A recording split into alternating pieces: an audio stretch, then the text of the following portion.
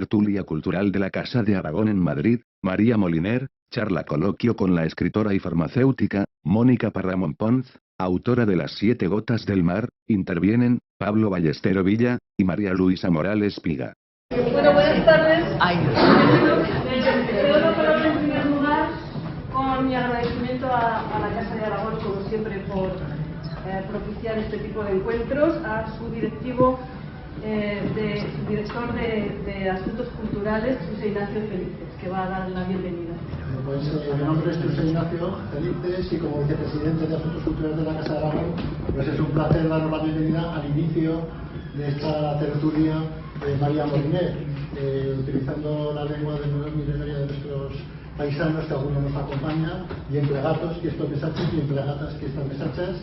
Como digo, es un placer doble, por un lado, porque reiniciamos una temporada más, la tertulia María Moliner, que tantas vinculaciones tiene con Aragón, que coordina Susana y que va a presentar los componentes de la mesa para hablarnos de este libro de Las 7 gotas del mar, de Mónica Parramón, que como ha una bienvenida a la casa. Y después tendremos un pequeño tiempo para hacer una tertulia y un picoteo para invitar al debate, así que bienvenidos. Muchas gracias.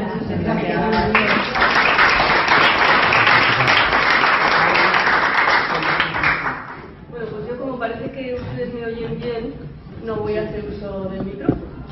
Y les voy a presentar a los 3 intervinientes esta tarde, a los cuales agradezco su presencia.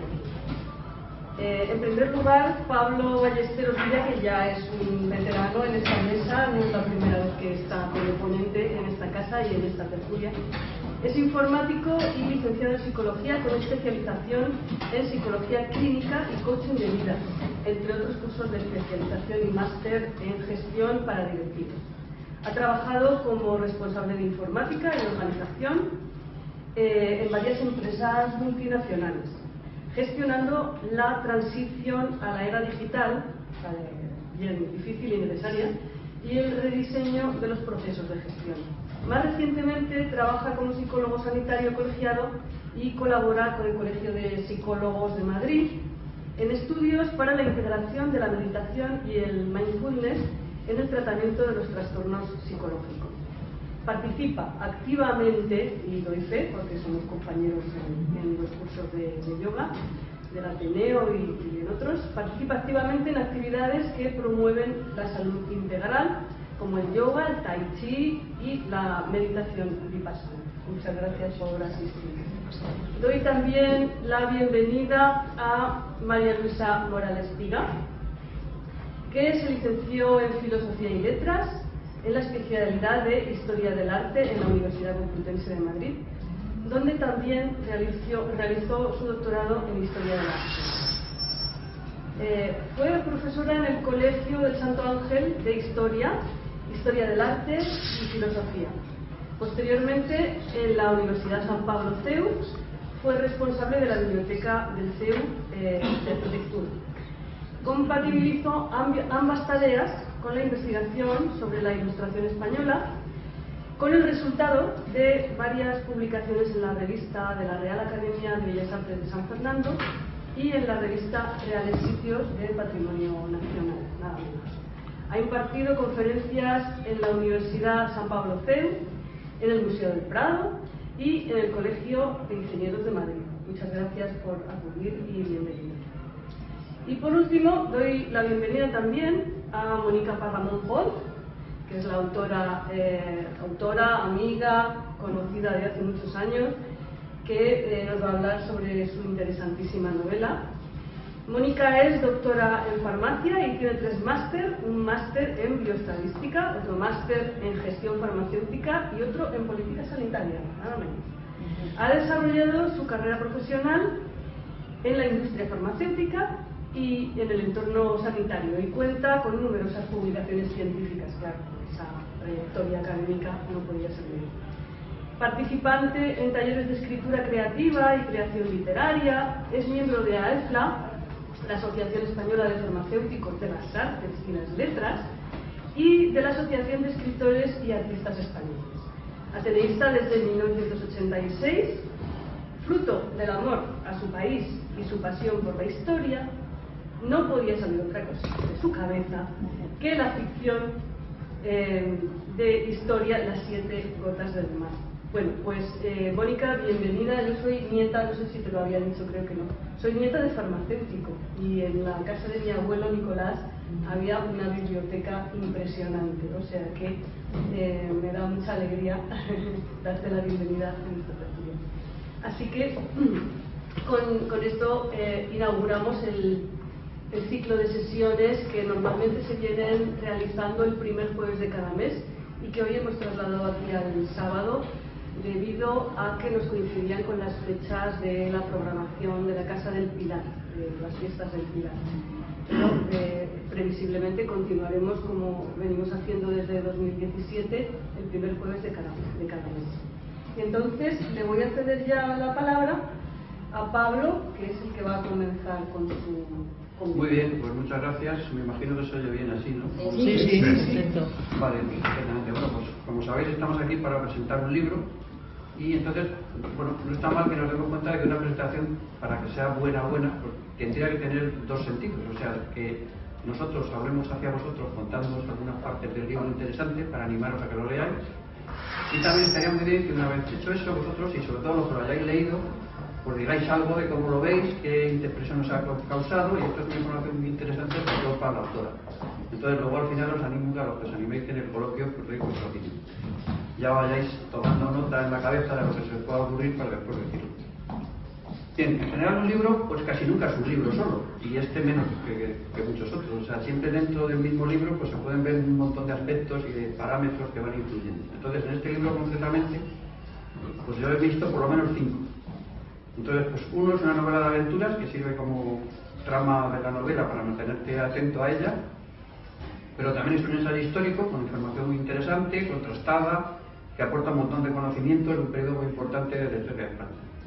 También es una forma de tomar postura personal frente a todas estas críticas que después se están surgiendo sobre si la colonización en España, si fuéramos unos personas que abusamos de los indios, etcétera, etcétera. Entonces todas esas son informaciones que ahora están saliendo a relucir, sobre todo en México, pues, por razones políticas y otras, y entonces en el libro, y luego la autora os lo dirá personalmente, pues se toma una postura para juzgar este tipo de situaciones que están pasando hoy día y desmentirlas normalmente.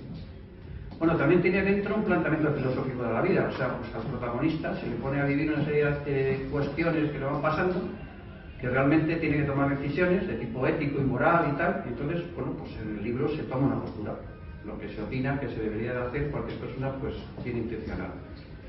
Bueno, y también es una invitación a nuestra propia vida, si queremos mirarlo así, para sacar algún ejemplo que nos pueda ser útil a la hora de tomar decisiones en nuestras cuestiones diarias. Y esta es una faceta también muy interesante que pasa muy desapercibida y que os aconsejo, si alguno tenéis intención de leer el libro, que lo vayáis, que estéis pendientes de ello para pillarlo, ¿no? Porque está por ahí escondido entre las páginas. Entonces, bueno, pues para presentar un libro, pues por razones obvias hay que elegir algún tema que es de lo que vas a hablar, ¿no? Entonces yo entre estos 5 temas me quedo con el último, que es el que encaja más con mi perfil de psicología. Y entonces, bueno, es una invitación a que aplicamos a nuestra propia vida pues el modelo de comportamiento que se personaliza en el protagonista. Y que además yo creo que son, para quien se tome en serio este tema de tener una vida organizada, pues puede ser muy útil.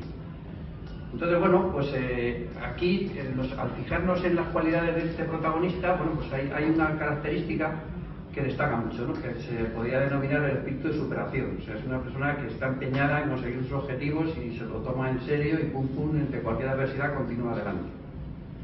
Bien, bueno, pues lo va ejerciendo a lo largo del libro y también es un aspecto que, si os fijáis, vais a ver por qué pistas le da Mónica sobre este tema, ¿no? Entonces, en todos los capítulos, al principio hay una frasecita arriba muy críptica que es una invitación a pensar en esto.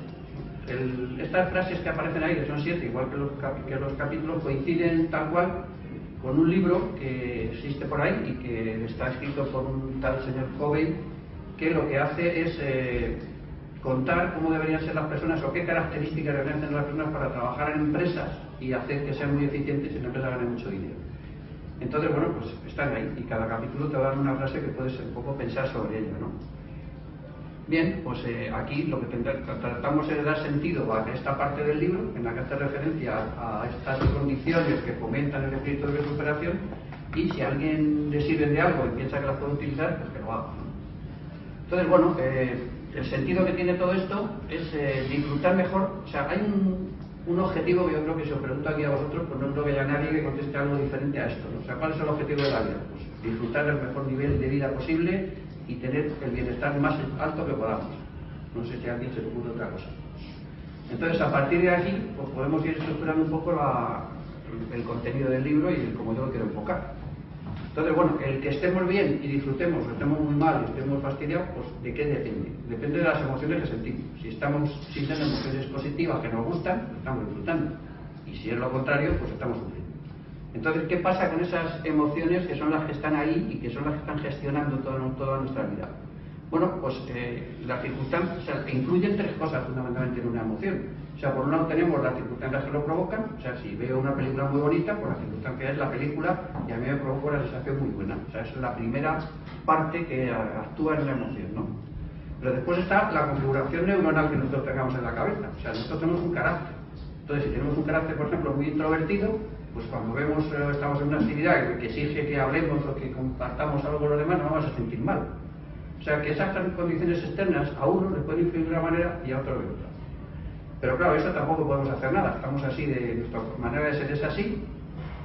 Generalmente la manera de ser de todos depende de tres cosas, que es la herencia que hemos recibido de nuestros antepasados, la educación y la cosa que te han pasado. No es lo mismo que estar en un terremoto a que no estés. Entonces eso no lo puedes cambiar, ya lo tienes ahí y es que tú eres así. Pero claro, luego tenemos suerte porque estas circunstancias son inevitables, no las podemos controlar, pero hay otra tercera que es la que más influye, la que más importancia tiene y que está así, está es voluntaria y que es exactamente cómo nos tomamos las cosas que nos pasan. Entonces esto es definitorio, o sea, a todo trapo. O sea, hay una frase que lo define muy bien, y es que bueno, la vida está compuesta por un 100% de lo que pasa y un 90% de cómo te lo tomas. Entonces, cualquier cosa que puede ser positiva o negativa, si es positiva y te la tomas mal, va a ser mal. Y si es negativa, y bueno, pues la asumes y pasas un poco del problema y tienes para adelante, no pasa nada. Luego es importantísimo la actitud que tomemos ante las cosas. Entonces, bueno, las actitudes pues están estudiadas en psicología, hay una lista muy larga de positivas, de negativas y tal y cual. Y entonces, hay la que más se parece al concepto del espíritu de superación, porque es una definición que está clara, es la actitud que se llama la actitud positiva, ¿no? Entonces, la definición de espíritu de superación, bueno, pues se puede decir, creo que estará por aquí, sí, la capacidad de sobreponerte y nunca dejar de luchar por tus sueños sin desmayar en el camino. Esta sería la definición técnica, digamos, del concepto de espíritu de superación, que es un poco el objetivo de la charla. Y la acción positiva, pues tiene una definición también, es la percepción o apreciación provechosa de las diferentes situaciones independientemente de su dificultad y permite que la persona se sienta estimulada para actuar de manera confiada. Son muy parecidas las dos definiciones, por eso las podemos aunar. Entonces, bueno, en esta presentación pues tiene todo el sentido hablar de esto, porque justamente lo que decía el protagonista pues es lo que hace durante toda la novela. Bien, entonces podemos mirar a su alrededor y vamos a ver que generalmente las actitudes que las personas tomamos ante la vida pues son de tres tipos, las podemos agrupar ahí en tres categorías. Y todos nos vamos a poder colocar en una de ellas, ¿no? Entonces, una de ellas es aquellos que corren detrás de los acontecimientos. O sea, la gente, pues bueno, está en la vida diciendo, bueno, que pase lo que Dios quiera, ya veremos. Y entonces, hasta que no pasa algo, no reacciona, ¿no? Y cuando pasa, pues reacciona como puede.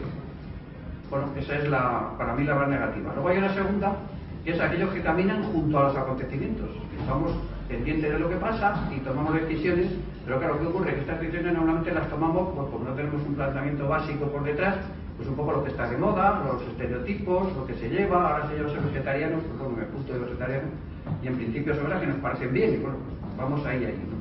Pero yo creo que la que es la más adecuada para todos los que estamos aquí, para todo el mundo en general, pues es ir adelantándose a los acontecimientos. Es decir, si yo hago un plan de mi vida y decido lo que me parece más importante y hago detalladamente un poco qué actitudes ya tengo buenas y que están relacionadas con eso positivo que quiero tener y las perfecciono y quito las negativas, pues de alguna manera la vida va a ser mucho más sencilla. Entonces, bueno, pues el estilo más eficiente es este último, eso está claro, y es que yo quería recomendar. Bueno, entonces el protagonista, curiosamente, si os leéis cada capítulo habiendo entendido esa frase que está al principio, veréis que luego el comportamiento que tiene se ajusta a eso que dice ahí. O sea que de alguna manera es que sí sería el personaje ideal al que podríamos imitar todo, que es justamente tomar esas decisiones basadas en estos principios.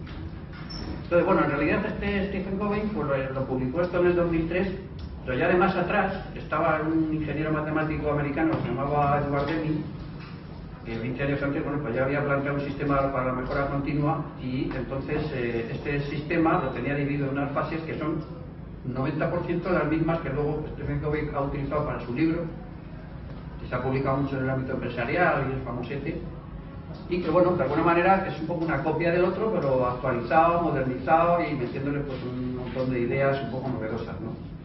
Entonces, bueno, al final los 7 hábitos, pues mira, están ahí en esa tabla que tenéis ahí, y son los de la izquierda, ¿no? La proactividad, siempre, o sea, los hábitos quiere decir manera de comportarte, ¿no? Y él las describe y además dice cuáles son los resultados. Yo esto lo veo un poco esotérico y la verdad es que lo he tenido en cuenta únicamente para contrastar de dónde había salido esa información de Mónica en el libro y compararla con el otro proceso, ¿no?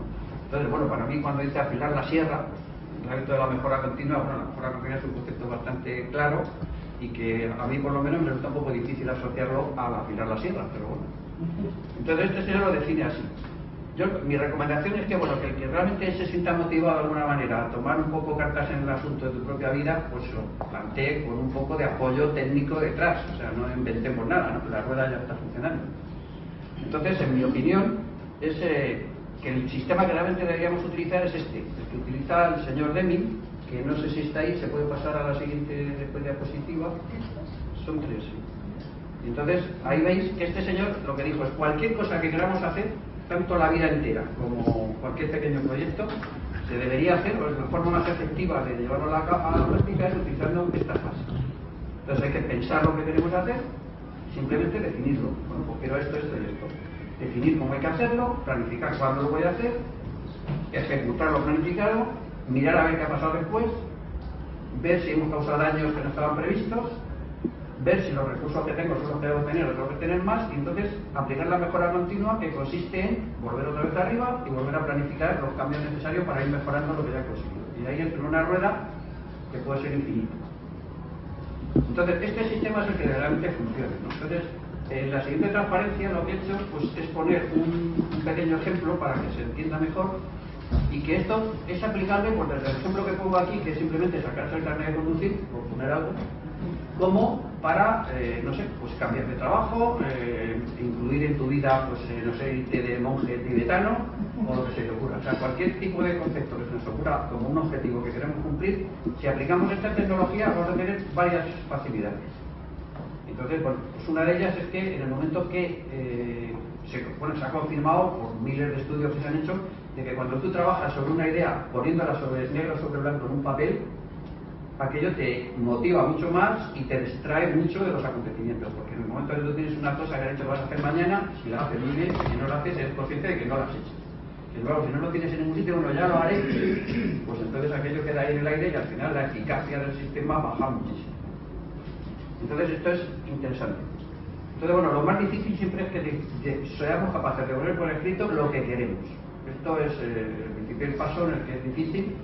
Y bueno, aquí no vamos ahora a hablar de eso, que también se podría bastante a partir de lo que es la salud integral y tal, que es lo que realmente nos hace ser más felices, entre comillas. Pero sí vamos a hablar un poco, pues eso, del ejemplo concreto de cómo habría que aplicar este ciclo de Deming a un objetivo cualquiera, como por ejemplo, pues tener un carnet de conducir. Bien, lo primero que tengo que hacer es definir los objetivos. Bueno, pues quiero aprobar en 2 convocatorias, lo pongo ahí, bien clarito. Y a continuación defino cómo voy a hacer esto, o sea, cómo se hace, porque si no, no voy a conseguir nada. Por ejemplo, pues selecciono una autoescuela, me informo de los horarios y los precios. Pero lo pongo ahí, o sea, lo tengo delante de mí escrito, porque lo voy a tener que utilizar para el siguiente paso. Planificar, importantísimo. Incluso las cosas que están planificadas a veces no se hacen, pero es que lo que no está planificado no lo vas a hacer en la vida. O sea, está claro que es importantísimo tener claro cuándo vas a hacer cada cosa, porque si no, no lo harás jamás. Entonces, bueno, pues me aseguro cuál va a ser la fuente de recursos, debo sacar el dinero para pagarlo, qué fechas y horarios hay, cómo integro estos horarios con los horarios que ya tengo en otras cosas, etc. Entonces, en el momento, hasta que no hago esto, no soy capaz de saber si realmente voy a poder sacarme el carnet de conducir más o menos pronto, o tarde, o cómo, porque no lo he encajado con el resto de cosas que hago en el día a día. Bien, a continuación estaría la fase de hacer, que sería, pues aquí viene cuando la matan en las novelas, ¿no? O sea, ejecutar lo que hemos dicho, me pongo a la tarea, me pongo a trabajar.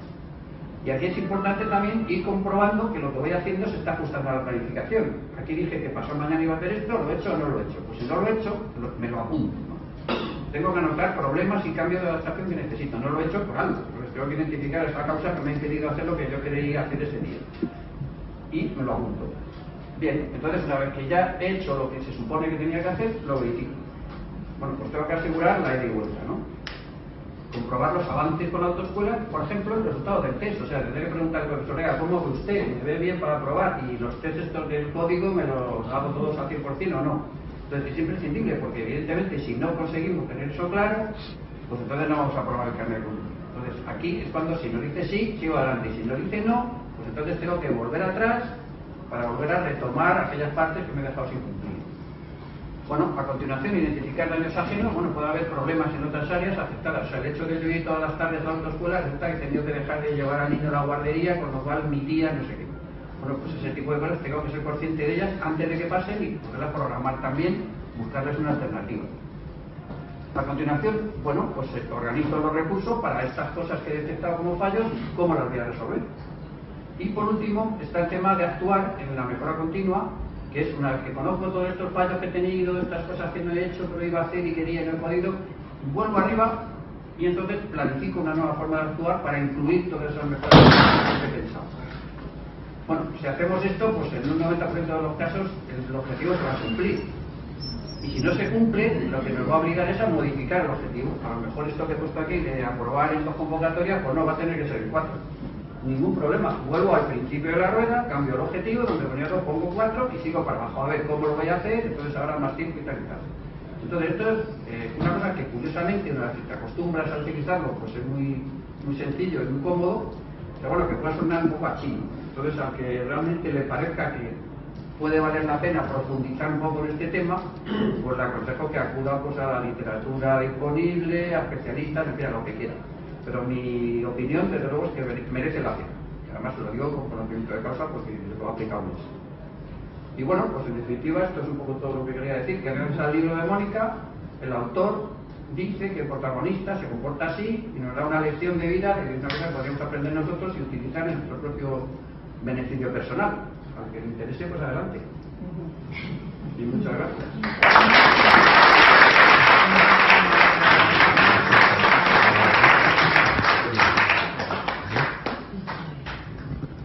Tiene la palabra ahora Marisa Morales. Gracias. Buenas tardes a todos y muchísimas gracias por acompañarnos en esta presentación. Cuando mi amiga Mónica Parramón me pidió que participase en este acto, me sentí muy honrada, doblemente honrada. En primer lugar, porque tengo un gran aprecio hacia su persona y su profesionalidad. Y en segundo lugar, porque me va a permitir abordar, aunque sea someramente por el tiempo de que dispongo, 2 temas que me llegan muy de cerca. Uno de ellos es la novela histórica y el otro el periodo en el que se desarrolla la novela de Mónica. Las 7 gotas del mar es una novela histórica, su primera novela, y espero y confío que no sea la última, que tiene lugar en un periodo correspondiente al último tercio del siglo XVI, es decir, el reinado de Felipe II y todos los aspectos que conlleva la conquista y posterior descubrimiento de América, conquista y colonización, quiero decir.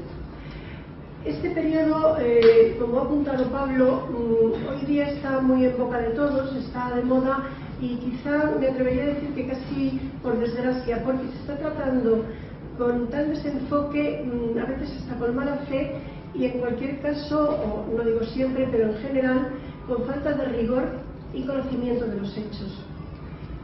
En este sentido podemos darnos por satisfechos porque en la actualidad hay una corriente de revisión histórica muy profunda que curiosamente se está dando en Hispanoamérica sobre todo y en Inglaterra. No quiere decir que en España no se esté produciendo, pero fundamentalmente en Norteamérica también. ¿Qué sucede? Que estas conclusiones a las que se está llegando tras la revisión histórica, y ahora hablaré un poquito de cómo ha de hacerse, se queda fundamentalmente en ámbitos universitarios y el público en general no accede a ellos. En este sentido, convendría hacer una labor de pedagogía Y deberíamos tomar nota, por ejemplo, los ingleses en esto son maestros, porque se saben vender estupendamente, se hacen una propaganda magnífica. Pongo como ejemplo esas películas que han hecho de piratas, que más tropelías no han podido cometer, pero sin embargo, las que tenemos ya una edad, hemos visto Los Bucaneros y nos enamoramos de Los Bucaneros. Pues bien, no se trata de dar la vuelta a la tortilla, de convertir lo negro en blanco, en absoluto. Se trata de tener rigor científico y honestidad. Hay ensayos, como digo, en este sentido, buenísimos y abundantes. Pero, ¿cómo podemos hacer que llegue al gran público? Aquí es donde entra la novela histórica, de la cual soy una fiel partidaria, primero como usuaria, porque la disfruto y me gusta, y en segundo lugar porque creo que hace una labor pedagógica impagable. Yo comparo la novela histórica con el arte de la tapicería, que me está muy cercano. La trama es la ficción, que en este caso Mónica crea una ficción que nos atrapa, nos entretiene, nos distrae, nos imbuye del siglo XVI. Es como si estuviéramos viviendo en ese siglo. Si compráis o los que habéis leído el libro, a base de transmitirnos recetas, costumbres, medidas de higiene, en fin, es como dar a la movida del tiempo. Pues bien, esta trama se va a entretejer en la urdimbre. Y en la urdimbre, como apunta también Pablo, es el contexto histórico. Condición sine qua non es que el género de novela histórica tiene que estar siempre basado, la ficción va por libre, pero la urdimbre, la trama histórica, el contexto histórico tiene que estar basado y fundamentado en documentos y tratado con rigor. De otra manera no valdría para nada en absoluto. Y tenemos buenos novelistas, concretamente en este periodo, por citar alguno que seguramente está en mente de todos, Elvira Tabarea, y en concreto el libro de Mónica, como buena investigadora que es, está totalmente documentado como ha de ser. En este sentido, creo que cumple el ideal de cualquier pedagogo, es decir, enseña deleitando. Por lo tanto, la función de la novela es básica y fundamental, y agradecemos que haya historiadores que se dediquen a ello, o mejor dicho, novelistas que parten de la historia. Enlazo con el problema de la historiografía. La cuestión que nos plantearíamos a continuación es hasta qué punto la historia es objetiva y es una ciencia. Yo, como historiadora que soy, abogo porque sí lo es y es una ciencia. Me explico. Dentro de las ciencias hay distintas ramas. No es una ciencia empírica, lo podemos comparar con la química. En un tubo de ensayo metemos los elementos que queramos y tenemos un resultado demostrable. Con la historia no se puede hacer eso, porque es una ciencia social. Y las ciencias sociales parten de otros elementos como son las fuentes primarias, los documentos, que por fortuna en este periodo y en otros muchos, pero el que nos ocupa, tenemos muchísimos documentos que se conservan extraordinariamente bien en los archivos, y además por fortuna en la actualidad estos archivos son de fácil acceso. Se están digitalizando, no en su totalidad porque hay una inmensidad de documentos, pero cualquier persona interesada puede acceder a ellos. Y ahora me explico el por qué recalco esto. Junto con los documentos tenemos otras fuentes primarias que son el arte y la arqueología. Ahora bien, como en cualquier ciencia, se necesita una preparación. Cualquier científico necesita una preparación y un historiador también la requiere. Para ello existe la hermenéutica, que es la técnica de interpretación de textos. Igualmente en el arte, aunque cualquier persona con preparación o no disfruta del arte, es independiente, pero para poder conocerlo y conocer las claves también requiere una preparación. Esto hay que tenerlo muy en cuenta, y sobre todo el historiador y la persona que aborda, también los escritores que abordan un tema histórico, deben tener en cuenta que hay varias trampas en las cuales no hay que caer por nada del mundo. Por citar las más destacables, la primera sería la omisión de documentos, la omisión de textos. No hay peor mentira que una verdad a medias. Cuando esta omisión se hace por ignorancia, bueno, a un historiador se le puede perdonar de cierta manera. Cuando se hace de mala fe, ya no. Cuando carece de honestidad, es decir, si yo tengo ya una idea preconcebida y quiero que todo redunde en esa línea, lo que hago es omitir documentos que van a desmontar la idea que yo tengo, y directamente los ignoro, no los explico, los omito. En relación con lo que acabo de decir, estaría el ir ya a atajar un tema con una idea preconcebida, de manera que me pongan lo que me pongan delante, yo tengo ya como mis orejeras puestas, tengo una cerrazón mental y no admito, es como si no viera aquello. Enlazando con todo ello estaría la manipulación de los hechos y acontecimientos históricos, que esto es muy grave y se da con muchísima frecuencia y más en el tema que nos ocupa. Se puede poner un ejemplo, bueno, hay muchísimos en la vida actual, lo tenemos en los medios de comunicación, en la prensa escrita. Cogemos de una noticia bien documentada, bien fundamentada, tratada con extensión y rigor, sacamos un párrafo que nos interese, hacemos un titular, de tal manera que suele ser un titular amarillista, que evidentemente llama la atención, va a generar más lectores, pero está desvirtuando totalmente el hecho en sí. Esta es una historia que se hace mucho. Y ya enlazo y termino con ello lo que es cómo creo que se debía cometer la historiografía. Esto nos llevaría a caer en la descontextualización y en el presentismo. Es gravísimo lo que se está produciendo a la hora de valorar y enjuiciar los acontecimientos sucedidos, acaecidos hace 300, 400, 500 años, bajo la luz y el prisma y los valores del siglo XXI. Esa descontextualización es totalmente deshonesta, negativa y falta de rigor científico. Pues bien, esto es lo que ha pasado concretamente con el periodo que nos ocupa y vamos a profundizar un poquitín someramente en la figura de Felipe II y la relación que tuvieron los Austrias y sus antepasados con los indios. Algo que ha sido y que está siendo, porque es como si se pusiera de vez en cuando un ventilador para que la leyenda negra llegara a todos, pero además sin tener la conciencia de acudir a esas fuentes documentales primarias. Los que ya me conocéis sabéis que me quedé ciega hace 2 años, los que no, os pido disculpas de antemano porque voy a intentar, confío que salga adecuadamente, en mostraros unas imágenes, no veo absolutamente nada, pero voy a intentar hacerlo, porque considero que algunos textos son de tanta importancia que yo hasta hace 2 años en las conferencias que daba los podía leer como textualmente. Como ahora no puedo hacerlo, he acudido a la técnica, que nos ayuda mucho, y confío en que, bueno, si no lo diré de viva voz y me disculpáis. Creo que tenemos en la imagen en la figura de Felipe II que ocuparía dentro de la leyenda negra ese foco fruto de todos los vituperios que se nos puedan ocurrir.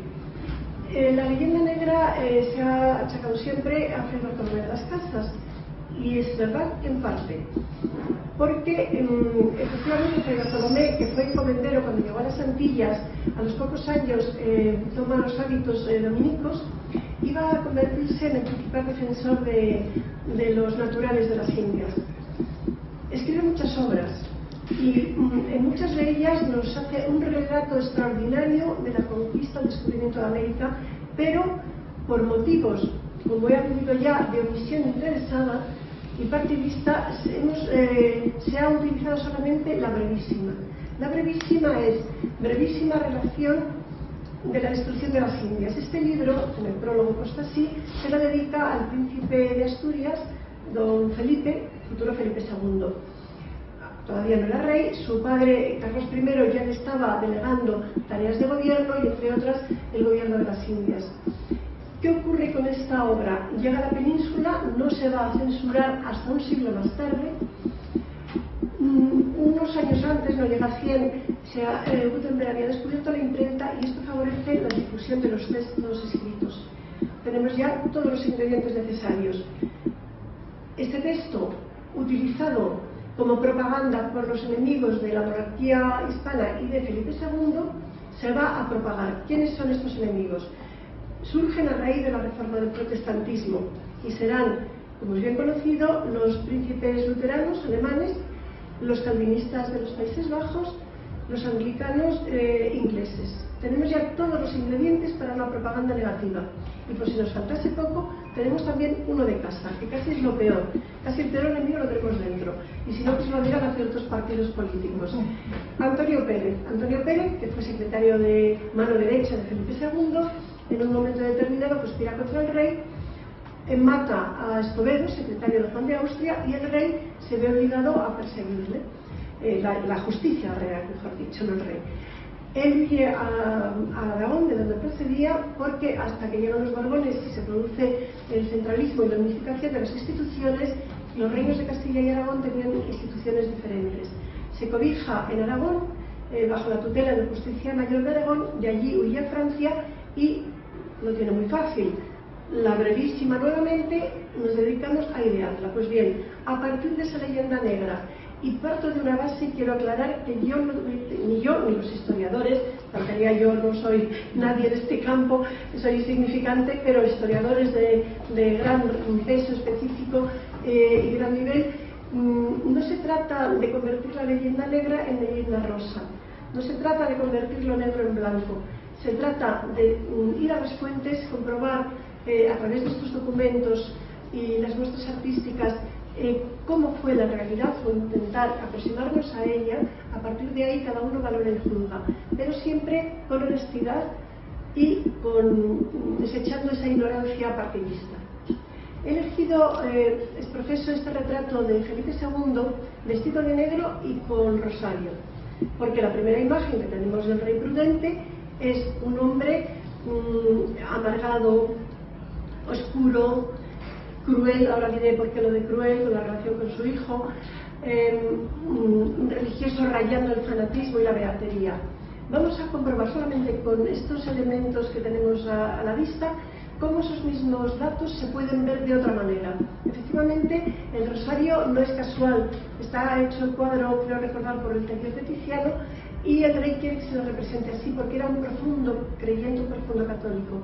Pero eso no significa que sea un fanático como se nos ha transmitido. Me baso, para contradecir esta idea inicial de fanatismo, en elementos objetivos, como son conocedor de la alquimia, de la magia, del esoterismo, de las ciencias, pero no solamente conocedor, sino que lo propicia, crea una escuela de alquimia, propicia, como voy a citar algún ejemplo, las ciencias. Una persona fanática, rayando el racional, nunca hubiera propiciado el desarrollo de las ciencias. Eso por un lado. En cuanto al negro, evidentemente a veces se ha transmitido siempre de negro, amargado.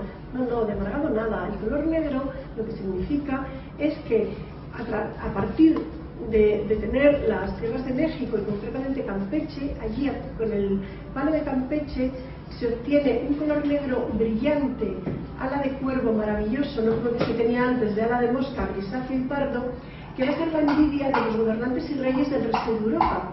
Por consiguiente, pone de moda el vestir de negro porque es señal de lujo y de riqueza, todo lo contrario de la idea que se ha transmitido de austeridad. Es más, lo pone como signo de elegancia. De hecho, las mujeres aún seguimos pensando, algunas, que a veces por la noche vas muy elegante de negro. Fíjense o fijaos, si me permitís, de qué distinta manera se puede enfocar un mismo hecho. Hay una biografía muy reciente, quiero recordar, la primera impresión de 2015, escrita por un inglés, Jeffrey Parker, de 800 páginas. Claro, por eso la novela histórica nos aproxima a la historia, porque un ensayo de esta envergadura no todo el mundo está dispuesto a acceder o a llevarse de viaje. Pues bien, basado en más de 3.000 documentos, Jeffrey Parker yo creo que da la biografía definitiva de Felipe II y desmonta muchísimos aspectos, tanto de su semblanza, su personalidad y su relación con las Indias. Por dar unas pinceladas al respecto, si se considera un hombre distante, efectivamente da esta imagen porque era un gran tímido, y los tímidos tienen un mecanismo de defensa que les hace parecer distantes, pero eso no significa que sean ni crueles ni fríos. Es un hombre muy culto, que no solamente él se cultiva como hombre del Renacimiento, que es polifacético, ahora veremos que le interesan distintas ramas del saber, sino que además va a ser un gran mecenas. Él es coleccionista de pintura, colecciona obra de Tiziano, del Bosco, colecciona relojes, colecciona objetos raros, amante de la caza, de la pesca, gran bailarín. Todo esto desmonta un poco la idea de ese hombre amargado y metido en sí mismo sin relacionarse. En cuanto al mecenazgo, no tenemos más que ver el ejemplo que todos conocemos, es la punta del iceberg, no lo único. El monasterio del Escorial es mucho más que un monasterio, y dentro de él he querido también poner la imagen de la biblioteca, biblioteca de una categoría universal que fue dirigida en sus comienzos por Benito Arias Montano. La organizó, mejor dicho, en 74 materias, 21 de las cuales eran científicas. Una vez más estamos viendo todo esto, lógicamente está avalado y amparado por el rey. Nos está poniendo de manifiesto cómo al rey le interesan los libros, le interesa cultivarse, pero le interesa que eso trascienda. En el ámbito de las artes plásticas, bueno, recordamos a arquitectos como Herrera, que dará lugar al estilo herreriano que estamos contemplando, a Francisco de Mora, pero esto quizá ya es más conocido. Vamos a pasar al terreno de la literatura y de la música. En este sentido, también gran amante de la música, destacamos a Tomás Luis de Vitoria, Cristóbal de Morales y Francisco de Cabezón. Y en el campo de la literatura estamos ni más ni menos que en el comienzo del primer siglo de oro, sentando las bases del segundo siglo de oro en el siglo XVII, y hay que destacar también a los místicos. Florece la obra de Santa Teresa, San Juan de la Cruz. Estos terrenos humanísticos quizás son más conocidos. Ahora, los que creo que no son tan conocidos son los que se refieren a la cuestión científica. Por citar alguno, era un gran amante de las matemáticas. De hecho, crea la primera academia de matemáticas de Europa, ni más ni menos, y de delineación, dirigida por el arquitecto Herrera, que tendrá su sede próxima a lo que es hoy el Palacio Real, en esa época el Alcázar, el Real Alcázar. Uno de sus médicos será considerado padre de la urología, porque sus estudios sobre riñón le han dado esta categoría para que tal sea considerado. Es amante asimismo de la cartografía, de la geografía, de las ciencias naturales. Se hace un proyecto que se anticipa a la máquina de vapor. En fin, las ciencias evidentemente no son todas las que abarca, pero sí lo suficiente como para tener una idea de este hombre humanista. En cuanto a su semblanza hospitalaria, por sus obras, sus hechos, tal no solo un hombre inteligente y culto, como hemos dicho, un gran estadista. Otra de las calificaciones, los adjetivos negativos que se le atribuye, que es un hombre muy desconfiado, lo que era un hombre enormemente trabajador, trabajaba no todo el día, tenía sus descansos y su ocio, pero que quería saber y conocer todo. De otra manera no hubiera gobernado el gran imperio, el mayor imperio conocido hasta entonces, que tenía territorios en 4 continentes.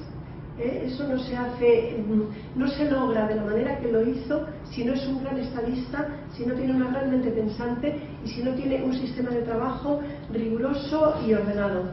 Esto no hay que confundir con desconfiado. Por último, antes de meternos ya en el tema de las Indias, voy un poco pillada de tiempo. En cuanto a la crueldad que manifiesta, sobre todo se dice por su hijo. Casa 4 veces, en el primer matrimonio tiene solamente un hijo, su primera mujer, María Manuela de Portugal, fallece de sobreparto, y el príncipe Don Carlos parece que tiene sus facultades mentales deterioradas. Es lógico si pensamos en los ancestros. Si todos tenemos 8 bisabuelos, él tiene 4. Esto hace que tenga una conducta bastante irracional, hasta el punto de que intenta acuchillar en público al duque de Alba, y su padre se ve obligado a recluirle en sus aposentos y posteriormente le encarcela en el castillo de Arévalo. Naturalmente allí muere de inanición y con muchas alucinaciones, y digo naturalmente, esto escogido en la leyenda negra, aireado, y es lo que habla de la crueldad del rey. Justo en el año en que muere, fallece su tercera esposa. En segundas nupcias casa con su tía, María de Inglaterra. No tuvieron hijos, ella estaba encantada de tener un marido tan joven y aparente, como dicen los cronistas que era, cronistas escoceses, no españoles. En terceras nupcias casa con Isabel de Valois, su amada esposa. Solo le sobreviven de este matrimonio 2 hijas, Catalina Micaela y Isabel de Farnés, Isabel Fran Eugenia. Y este año, el año 1568, es terrible para el rey. porque se encuentra con 41 años, viudo y sin descendencia masculina. Un cuarto matrimonio con su sobrina Ana de Austria, finalmente consiguió un heredero, Felipe III, en total tuvo 11 hijos y solo le sobreviven 3. Esto quizás sí justifica de alguna manera que tenga un talante, a partir de la muerte de su esposa y de su hijo Carlos, un talante bastante melancólico e introvertido. Insisto que no se trata de adornar nada, simplemente recurrir a los hechos. Y vamos ya a... Diapositivas, o le das. Perdón, porque ahora se ha ido... No, es que tengo que bajar la velocidad. A ver si puedo... Para. No, bueno, más o menos creo que podría hacerlo seguirlo sin la ayuda de la técnica.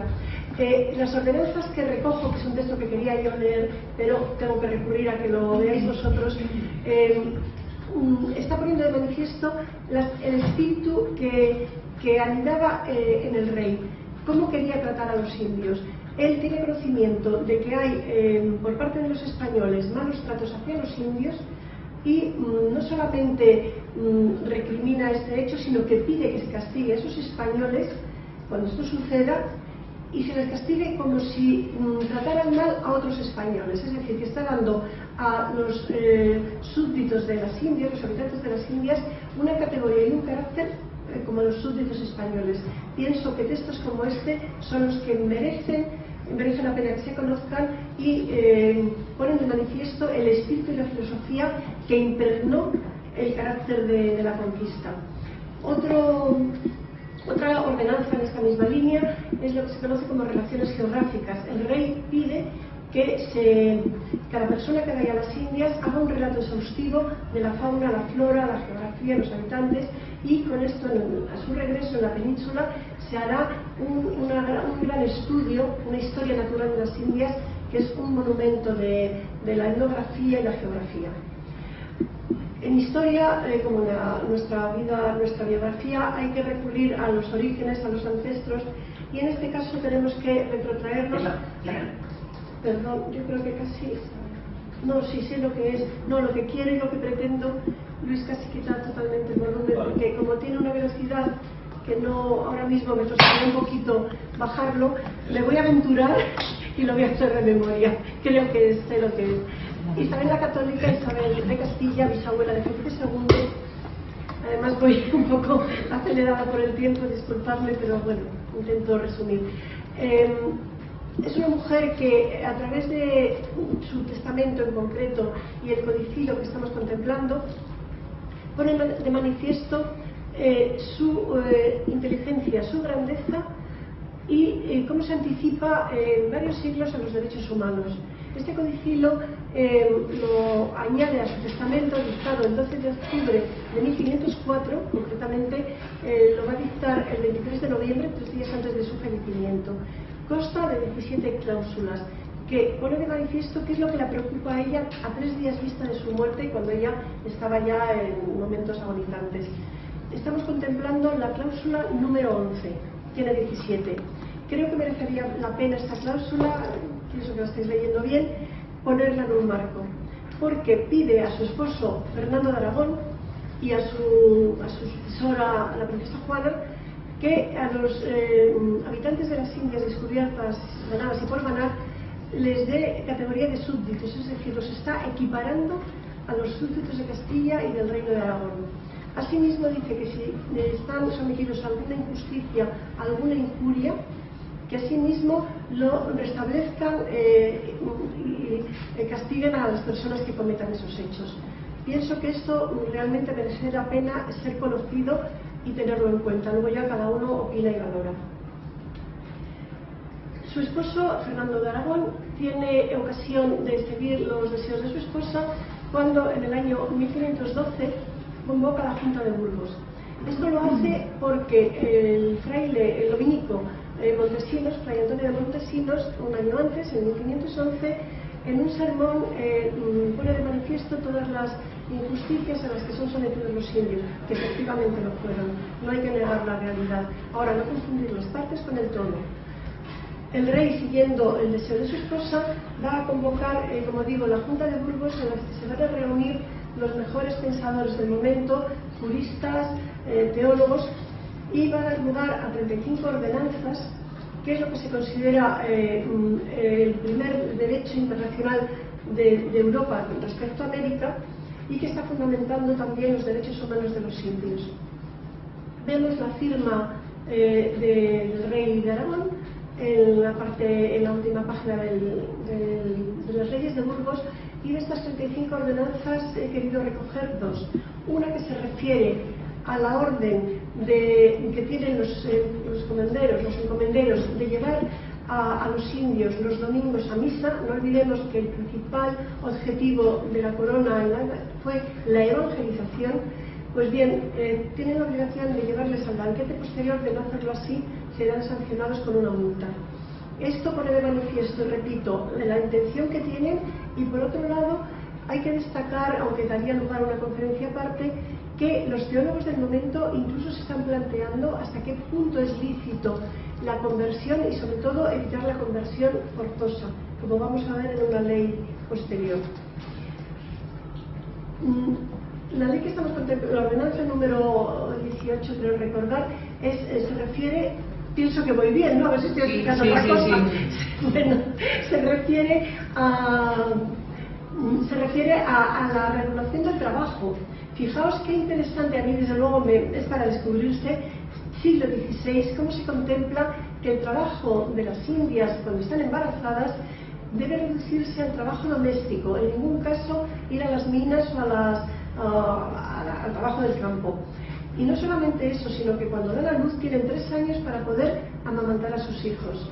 Creo que es todo un ejemplo de lo que van a ser en un futuro, pasados unos siglos aún, los derechos humanos.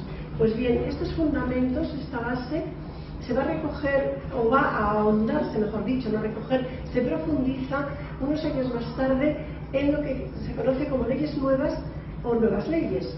Estamos viendo la imagen de Francisco de Vitoria, un gran pensador, gran intelectual de la época, que de hecho hay una universidad en Madrid que lleva su nombre, que estamos contemplando en el colegio de San Esteban de Salamanca, y es precisamente en Salamanca donde Carlos I convoca la Junta de Salamanca, en que nuevamente se va a legislar, por deseo expreso del rey. Carlos I se va a legislar para que se respete a los indios, tanto en sus haciendas como en sus personas. Estas leyes nuevas tienen muchísima enjundia, y concretamente su impulsor será Francisco de Vitoria. Destaco dos leyes que derivan de ellas. Una de ellas es la cuestión de la prohibición de la esclavitud, importantísimo si se tiene en cuenta lo que hacen otras potencias de la época.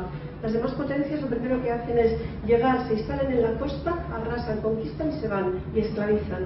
Los conquistadores españoles van al interior, se asientan, llevan fauna, llevan flora, llevan cultura, llevan lengua, llevan religión. Pues bien, se prohíbe terminantemente la esclavitud. Y otra que me parece fundamental, y ya termino prácticamente, es cómo se concibe la evangelización. Fíjense o fijaos la grandeza del momento, que se plantea que no se puede someter a vasallaje ni a evangelización forzosa, sino que tiene que ser a través de la persuasión.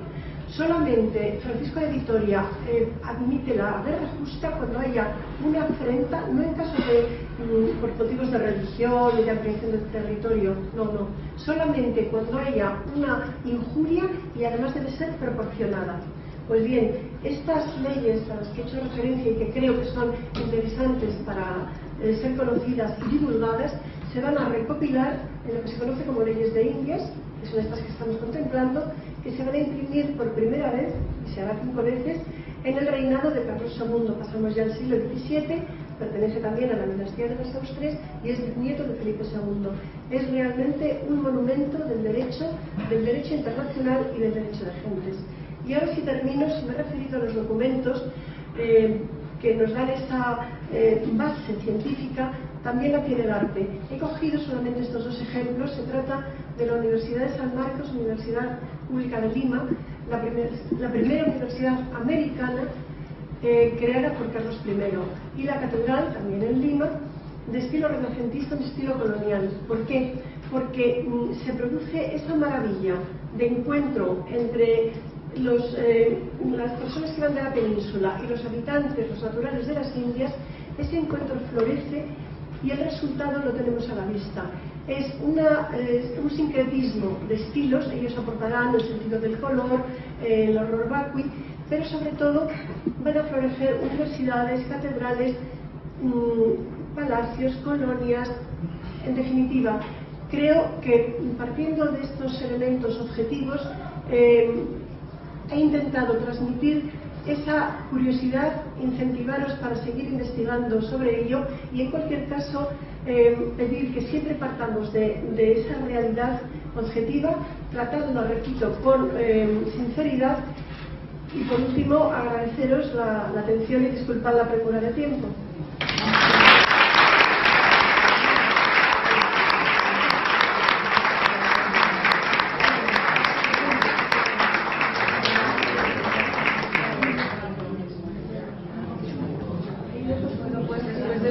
Excelente charla de Marisa, tiene la palabra la autora Mónica Paramón y luego podremos debatir sobre estos interesantísimos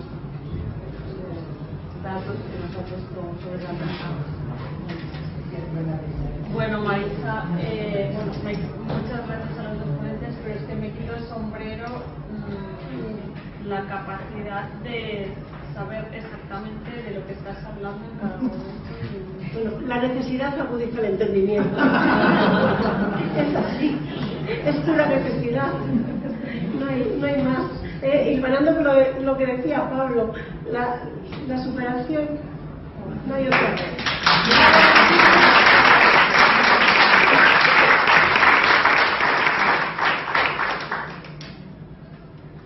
Perdón, yo espero que haya ido en sintonía. A ver si estaba hablando de Isabel la Católica y tenía la imagen de Victoria. Exactamente. Estaba hablando de Victoria y bueno, espero que no.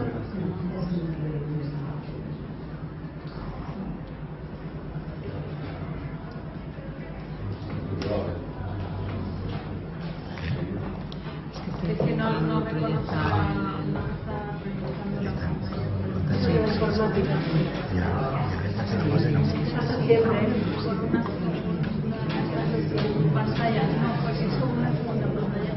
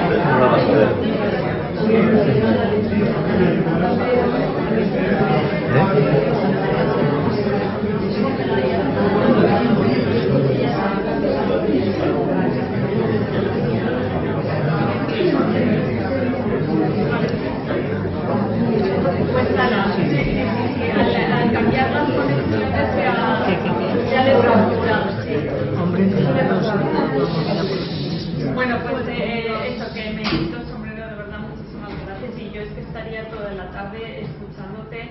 Desde luego has situado el periodo histórico de manera bárbara y muchas de estas cosas que has tocado en este periodo histórico es lo que al final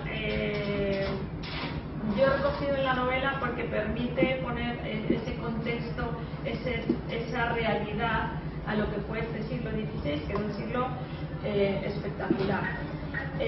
Precisamente la motivación que yo he tenido para escribir esta novela es, como dice la imagen, yo tenía la idea de que no me habían contado bien la historia. A mí como me contaban la presencia de los españoles en América no me cuadraba para la realidad que era evidente y que se observaba. Entonces, como esta era algo una idea que yo tenía, y desde luego no soy la única que lo dice, aquí pongo un ejemplo de tantos sitios donde se dice, los libros de texto reflejan muy mal la historia de España, y esto forma parte, no sé si lo habéis visto, del documental España en la primera globalización, el libro que acompaña este documental.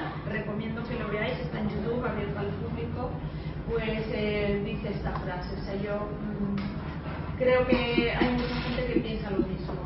Entonces aprovecho para hacer algún reproche en voz alta de los que yo me he encontrado, y el primero de ellos es la vuelta al mundo. Este es un hecho histórico sin parangón. Desde luego fue un momento que yo lo puedo comparar con el primer viaje a la Luna. Una hazaña espectacular, nunca jamás se había dado la vuelta al perímetro terrestre. Es un viaje que duró 3 años, viaje en el que se pasó increíbles calamidades. Lo pongo aquí, salieron 247 personas y solo volvieron 18. Salieron 5 naves y solo volvió una. En total habían recorrido todo el perímetro terrestre, que eran 70.000 kilómetros, y habían pasado 1.125 días, con una hazaña, sobre todo en este tipo de barcos, muy compleja. Os he puesto aquí un libro que es muy interesante, es reciente, es de una empresa que se llama Helpers Speakers. Ellos comparan lo que era la vida, lo que fue este viaje, con el mundo empresarial. Es un paralelismo que me parece muy oportuno, porque es que yo justo en el desarrollo de la novela había llegado al mismo punto. O sea, comparar la vida en un galeón con una empresa actual, ¿no? Ese paralelismo en que todo tiene que funcionar muy bien, porque si todo no funciona muy bien no se consigue el principal objetivo, llegar al punto de fin de viaje, pues de una empresa, llegar a los objetivos de la empresa. Me parece interesante este paralelismo, y encontraréis guiños en mi libro igualmente. Bueno, pues como estamos en un sitio donde el culto a la Virgen del Pilar impregna todo, seas o no católico, la Virgen del Pilar para alguien de Aragón, y esta es una casa donde no puede ser de otra manera, viajando por el edificio ves muchísimas imágenes de la Virgen del Pilar. Pues yo en este día voy a traer otra Virgen, y además tenemos muy cerca justamente la festividad de la Virgen del Pilar, así que me parecía muy interesante hablar de ciertas vírgenes, y yo os quiero hablar de la Virgen de la Victoria. La Virgen de la Victoria es la Virgen que está unida a este viaje que os digo, a la vuelta al mundo. ¿Por qué? Porque las personas que salieron se encomendaron, siempre había un sentimiento religioso enorme en todo lo que, en este siglo especialmente, bueno, sabéis, en general en nuestra cultura. Ellos se encomendaron a la Virgen de la Victoria cuando salieron y le pidieron pues volver con lo que ellos, cumplir su objetivo. Era la Virgen que les acompañó. La talla es la talla original, una talla preciosa, y está en una iglesia de Sevilla, en esta que os pongo en la foto, que no es el punto original donde estaba, porque esa iglesia en la desamortización pues se quedó vacía y tal, pero está en un edificio muy cercano, en el propio barrio de Triana en Sevilla, y si os metéis por estas callejas por detrás de la calle Betis, pues llegáis a esta iglesia. Curiosamente, si vais a verla, os vais a encontrar con este cartel, un cartel en papel pegado a la pared, sin más, donde dice que es una talla del siglo XVI en madera policromada y tal, y punto. Y cero alusión al canon ni a la vuelta al mundo. Quiero decir que cuando los personajes, las personas que volvieron, estos 18 supervivientes, después de 3 años de navegación, llegan al puerto de Sevilla, os podéis hacer una idea que los barcos llegaban a la costa, y había que remontar los 80 kilómetros que hay desde el mar hasta la ciudad, aún todavía pues tirados por mulas, ¿no? Los galeones se remontaban tierra adentro guiados por estas mulas. O sea que después de ya por fin han vuelto, han sorteado la costa portuguesa, huyendo de los portugueses que intentaban frenarles el avance por sus tierras, porque venían cargados de clavos, los portugueses lo sabían y les atacaban. O sea, no solo les atacaba la mar el tener el barco medio roto, sino que encima los propios seres humanos les iban persiguiendo. Ya logran llegar a tierra y entonces ahora remontan. Pues cuando llegan a Sevilla, lo primero que salen, ahí medio muertos, empiezan a pedir velas. Entonces la gente se creía que en el viaje se habían chalado, y no, es que lo que querían es ir a ver a su Virgen, a darles las gracias por haber vuelto con vida. Entonces, imaginaos, o sea, una imagen del trascendente, creo, no tiene ni media alusión en su parroquia correspondiente. A mí esto me ha llamado poderosamente la atención y forma parte de lo mal que tratamos los españoles a nuestra propia historia, a nuestras propias hazañas, que a veces somos nuestros propios enemigos, totalmente. Pero no solo esto, aquí os presento una réplica de la nao Victoria. Hay unas casualidades enormes con este viaje. Ellos se encomendaron a la Virgen de la Victoria, y es que, como yo, mi personaje principal, muy a costa del relato, lo hago el nieto de uno de los 18 supervivientes, pues que para mí este viaje lo he tenido muy presente, aunque queda atrás en el tiempo, porque se acabó en el 22, como digo, y mi novela está situada en 1575. Pero yo quería que fuera descendiente por una cosa, por rescatar un nombre más de estos 18 supervivientes, y que al menos conozcamos el nombre de uno de estos 18, porque esta es una de las cosas que pasan, que sabemos los nombres de los que fueron a la luna, pero no conocemos los nombres de los 18 que por primera vez en la historia dieron la vuelta al mundo.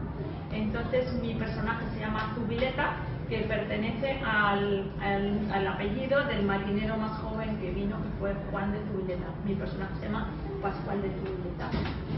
Bien, pues se encomiendan a la Virgen de la Victoria, van a visitarla. Pues, casualmente la única nave que vuelve es la nao Victoria, y casualmente el día que llegan a puerto es el día de la Victoria. O sea, es muchas casualidades con este nombre.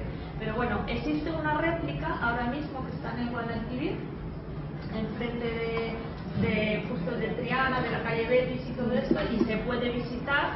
Y hay otra segunda réplica que la tienen para que puedas montarte y puedes tener la experiencia de montar en un galeo, es una nao, en este caso es más pequeñito todavía, y puedes tener la experiencia de viajar en una réplica exacta. Se han basado en planos, en crónicas.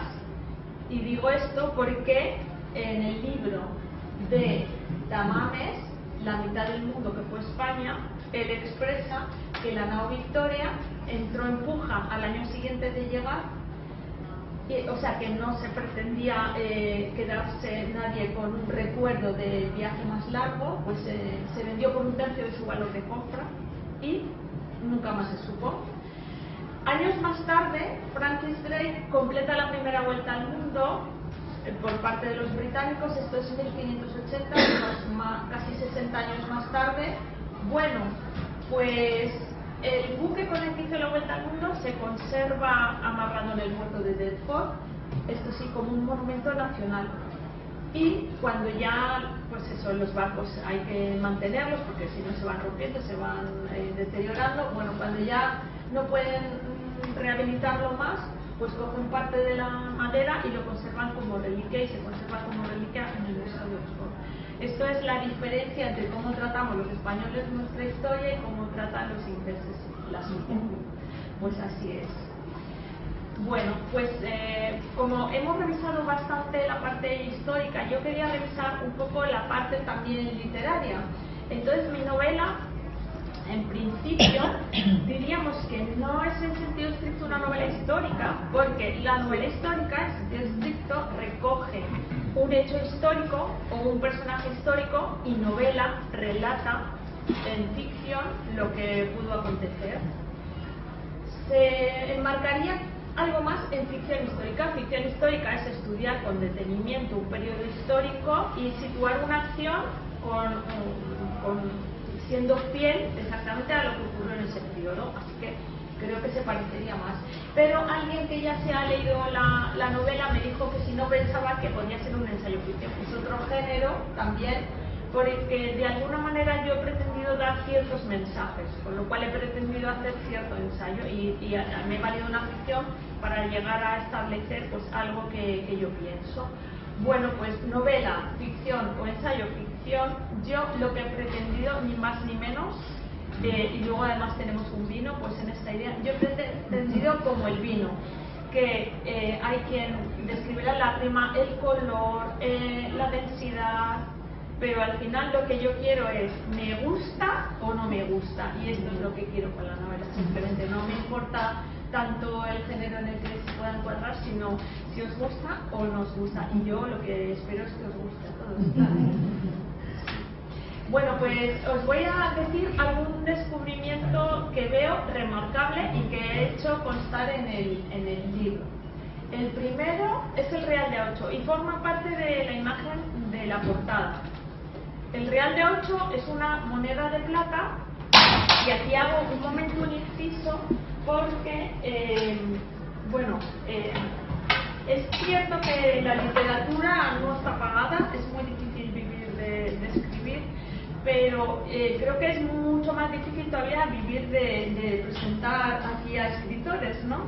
Sin embargo, yo quería compensar, vosotros sabéis que en esta época histórica hay bastantes monedas de plata y de las monedas de oro hay escudos y doblones. Doblones es porque valían el doble de los escudos, ¿vale? Pues yo he querido pagar vuestra contribución de hoy con un doblón de verdad de oro.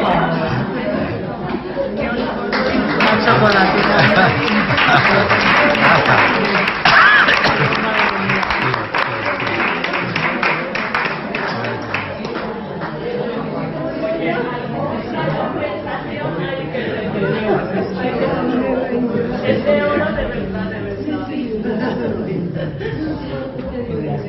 Pues nada, pues oye, nada, vuelvo al Real de 8. El Real de 8 yo he querido remarcar, y de hecho sitúo la novela histórica en el siglo XVI porque quedé fascinado con esta moneda. Surgió en la reforma monetaria de los reyes católicos y a raíz de descubrir minas de plata como las de Potosí, se habían descubierto otras antes, pero las de Potosí fueron ya el nuevo más.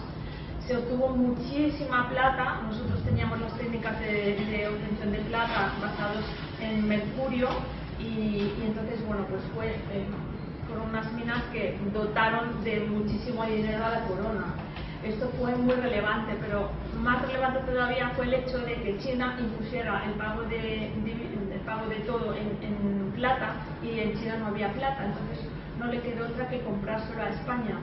Entonces, claro, esto propició el intercambio entre el continente asiático y Europa a través de América, con España en el centro, México en el centro, y lo que se llaman los galeones de Manila, una ruta comercial que duró más de 200 años, casi 250 años. El mundo se globalizó, o sea, el Real de 8 fue el responsable de la primera globalización realmente, y los galeones de Manila fueron la primera globalización, ¿vale? Esto hizo que el mundo cambiara, y de hecho en el libro de Tamames que se ha referido, que cuenta la mitad del mundo que fue España, cuenta como al Pacífico le llamaban el lago español, de Spanish Lake. Entonces, pues el mundo se globalizó, y la manera o la moneda que fue gracias a la cual ocurrió fue el Real de 8. Si os dais cuenta, existen las columnas de Hércules, tienen esta forma y son el origen del símbolo del dólar. O sea, el Real de 8 fue el primer dólar. No había moneda en Estados Unidos y allí fue el primer dólar. Hasta el siglo XIX se estuvo usando esta moneda. En muchos continentes se ha seguido usando como moneda de cambio, y es que la plata de Potosí era absolutamente de una pureza increíble, o sea, no había nada parecido. Entonces, las transacciones económicas se hacían por un valor que tenía mucha seguridad en que el pago era exacto lo que decía. Bien, pues bueno, esta moneda creo que es una de las cosas que pienso, ¿por qué no hemos estudiado estas monedas, ¿no?, en nuestros estudios de historia, cuando fue un hecho tan trascendente y logró este cambio en la economía mundial, ¿no? Por lo menos que hubiéramos tenido alguna referencia en los libros de historia. La segunda cosa es este mal del que hablo en el subtítulo, que es Cocolizli. Y yo aquí os quería poner un vídeo, a ver si... Es que lo siento, pero no veo mi pantalla y... No. Y ahora ya aquí no veo nada.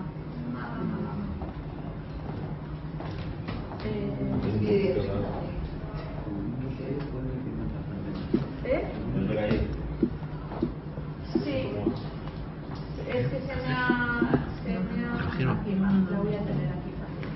Vale, os voy a poner un vídeo que muchas gracias, ahora lo tenemos. Sí. ¿Te pongo el sonido? Es música solo, el sonido. Quieres bien, pero sí, al acabar el siglo, lo digo de viva voz, al acabar el siglo XVI solo quedaban 2 millones de mexicanos. ¿Cuáles fueron las causas?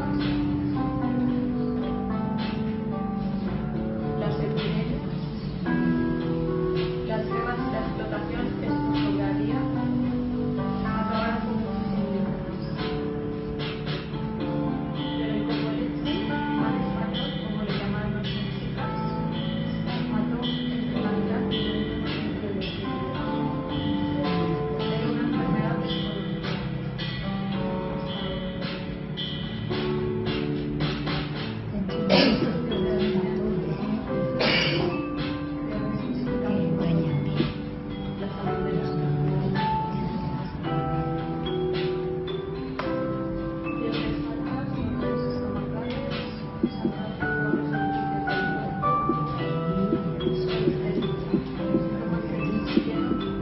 En los escritos de la época.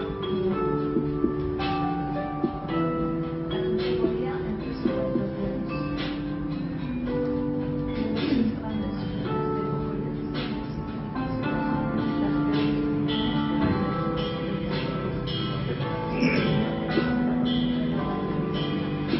Ya que lo están leyendo en voz alta, que se oiga. Un grupo de expertos en ADN antiguo investigó material de hace 500 años en Oaxaca, bajo la plaza central, es una tumba donde se encontraron decenas de personas enterradas. Los autores hallaron que la bacteria es la salmonela en los dientes de los indios. Y tras la epidemia abandonaron todos los sin habitantes en 1550. Cuando se terminó la enfermedad, pues no había habitantes. Bueno, pues esto veis que es un vídeo que yo he encontrado por casualidad del país. O sea, quiero decir, esta es una patología que no es que yo o sea, el hallazgo no es que yo la haya descubierto, sino que está en los libros y por alguna razón ni se ha hablado de él, ni se ha estudiado con detenimiento, ni se ha traducido nunca esta palabra. Se ha quedado con la palabra Cocolizli, que es la palabra náhuatl para definir una peste. En la página 276 del libro podéis encontrar una gráfica donde se ve la cantidad de millones de novohispanos que murieron debido a estas 2 epidemias en los años 50 y en los años 76 concretamente de 1500, y que hizo diezmar la población enorme, de manera espectacular.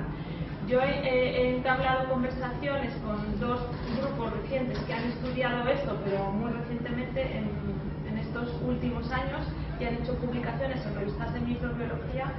Y fuera de esto, habéis visto en el propio vídeo que los escritos antiguos como está todo digitalizado, en internet se pueden encontrar textos antiguos, y sin embargo se ha quedado ahí silenciado. Bueno, yo dejo caer en la novela que podría ser una de las posibles explicaciones por las que se ha quedado que la población se diezmó, pero se ha dejado como esa parte de que se diezmó pues por guerras, por explotación, por mal hacer y por genocidio de los españoles, y no realmente por la causa principal, que fueron estas epidemias, y se ha quedado como tapado. Bueno, es interesante sacarlo. De hecho, el microbiólogo con el que yo me he hablado, desde la UNAM, de la Universidad Autónoma de México, pues está contentísimo de que una española hable de esto y querría que se hablara mucho más, pero es verdad que ahí en México nunca ha conseguido financiación para sus proyectos y tampoco promocionan que él estudie más sobre esto.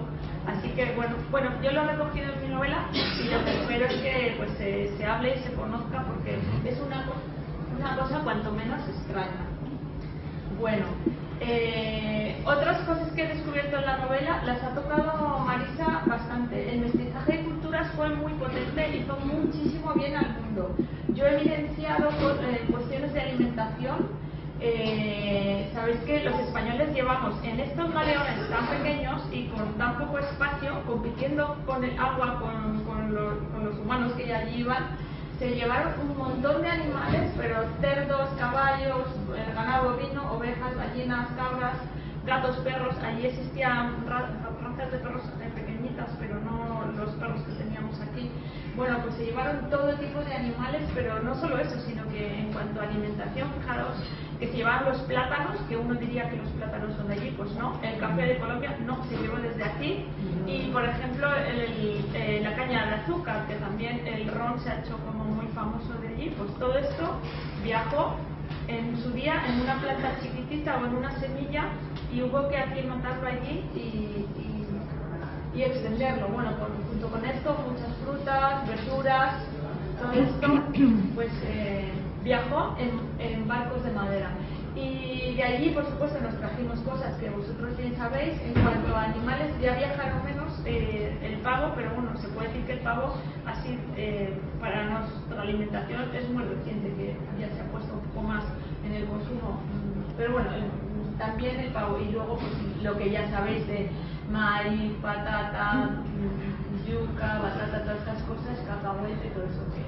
Bueno, este intercambio al final lo que hizo fue muchísimo bien, enriqueció la oferta alimenticia en las cocinas africanas, en las cocinas europeas. No solo esto, sino que también el arte.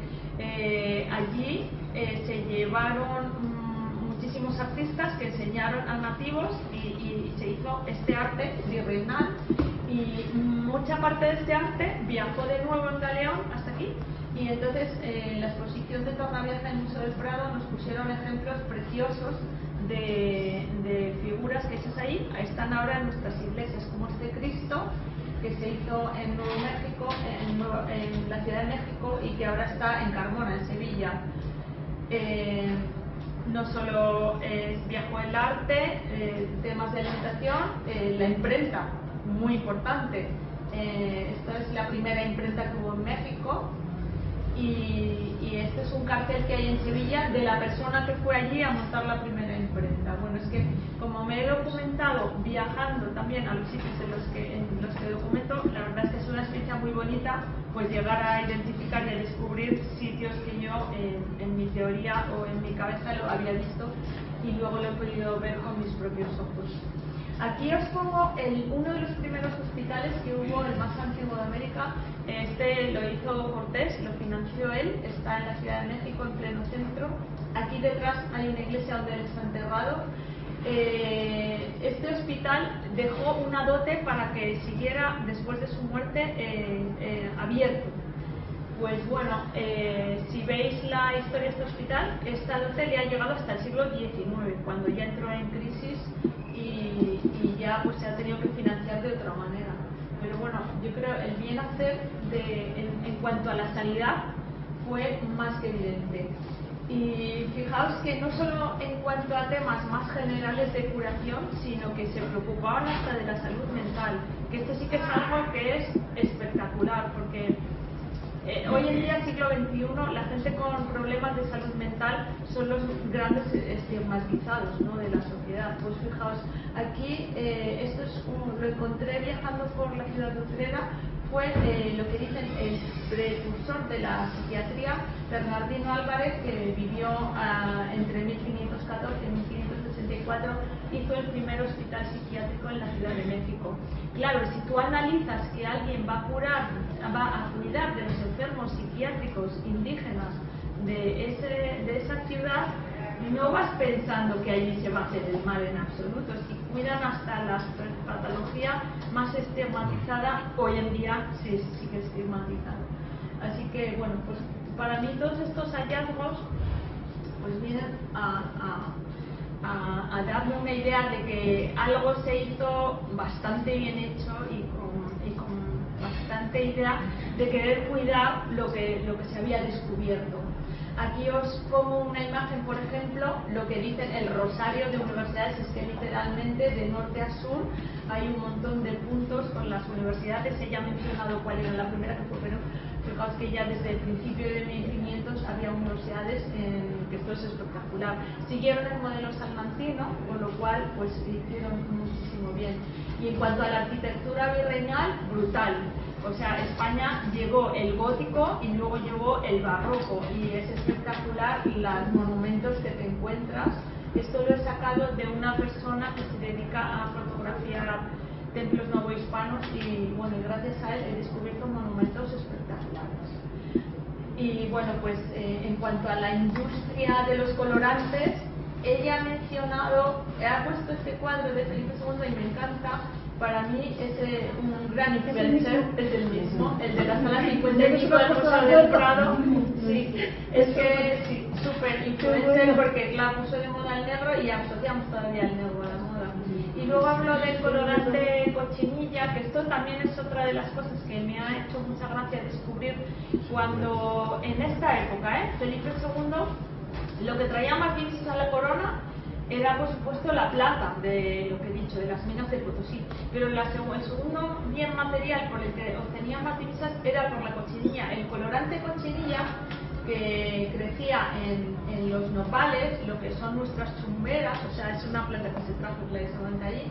Pues este colorante, que se da en la zona de Oaxaca, lo traían en sacos y entonces los pintores lo descubren y claro, por fin tienen un rojo. Igual que el negro no se conseguía, el rojo tampoco se conseguía hasta la cochinilla.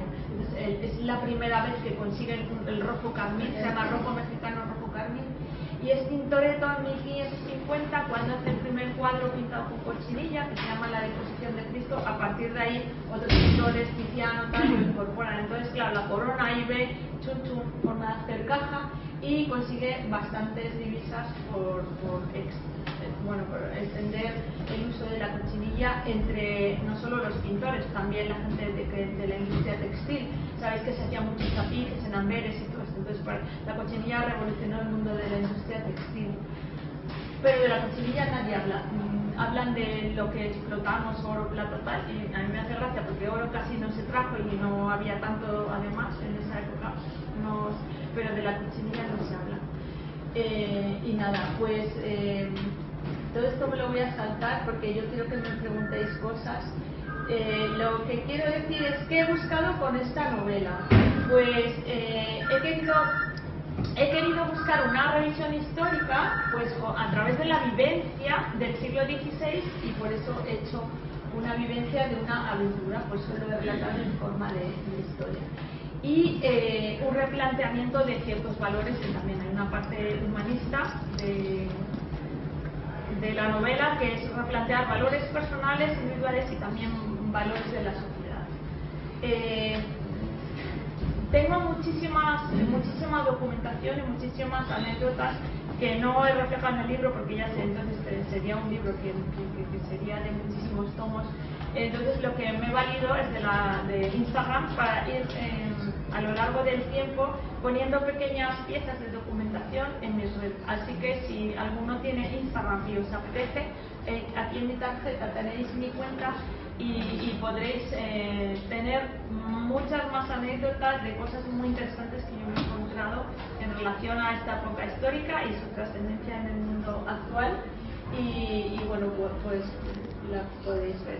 Y entonces concluyo con que el siglo XVI es un periodo histórico singular que necesita ser relatado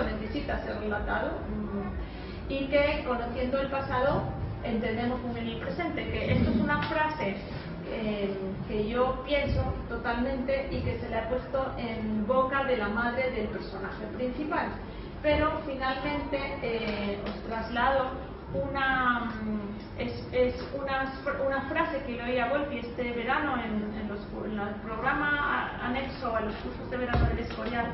es un escritor mexicano que se llama Volpi, pues este dijo esta frase que a mí me encantó, y es que almacenamos el pasado, lo analizamos en el presente y construimos el futuro.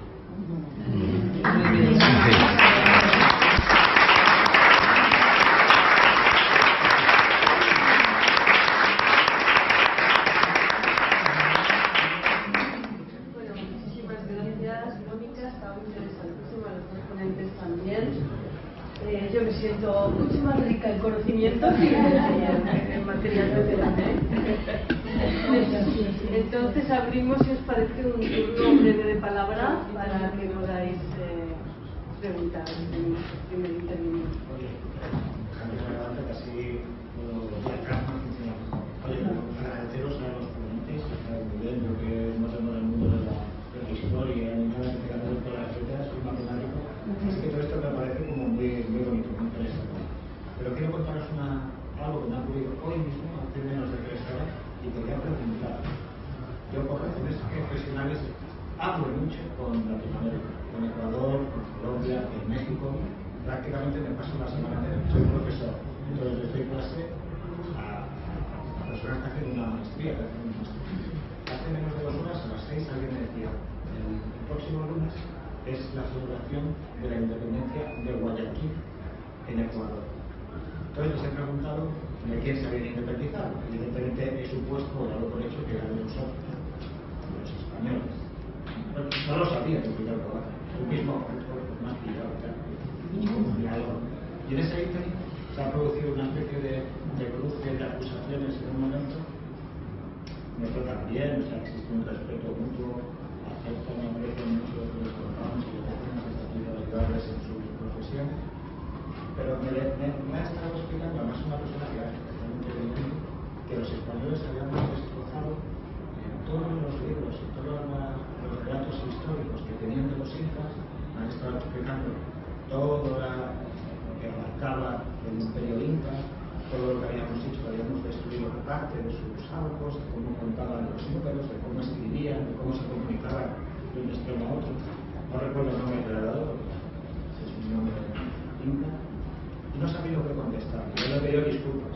Digo, estoy de acuerdo contigo que si nosotros hemos destruido parte de nuestro relato histórico escrito, somos unos salvajes. Yo te puedo pedir disculpas, no puedo hacer más. Me han mandado unos cuantos vídeos de YouTube que compartiré luego contigo, Mónica. ¿Qué puedo responder a tu Pues es que, bueno, es difícil, responder? claro, es difícil responder porque es verdad que hay un sentimiento anti-español potentísimo. Pero lo que puedes contestar es que los españoles escribieron la gramática, en Perú había 2 lenguas mayoritarias, el quechua y el aymara. Y las gramáticas de quechua y aymara se escribieron antes que la inglesa y que la alemana. Los españoles se detuvieron con ellos a escucharles, a transcribir a caracteres latinos esa complejidad de sonidos que tenían, y yo creo que alguna de estas es una de las dos.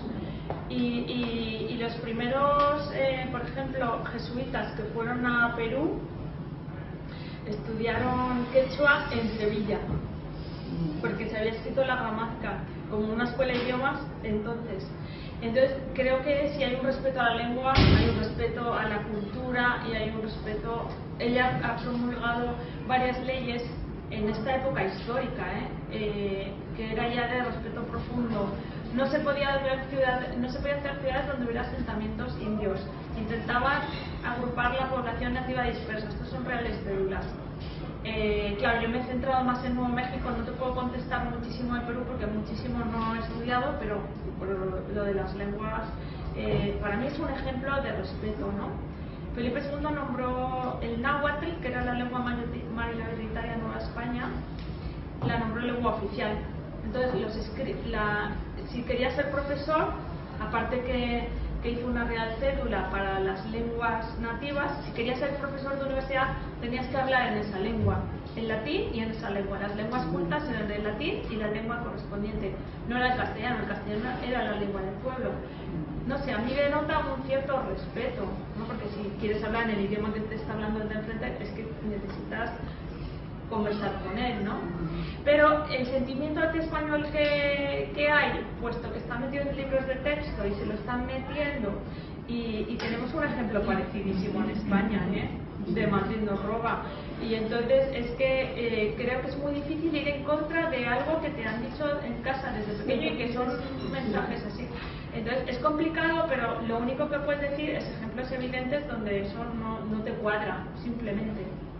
Si me permites que siga un poquitín, yo no me voy a limitar en este caso concreto, hablo en general. Volvemos al presentismo. Efectivamente se hicieron cosas que hoy no tienen un pase y no nos vamos a disculpar, pero pensemos que en la antigüedad era lo normal, lo habitual, y hoy no lo vamos a admitir, pero por favor juzguemos bajo esa óptica del 16.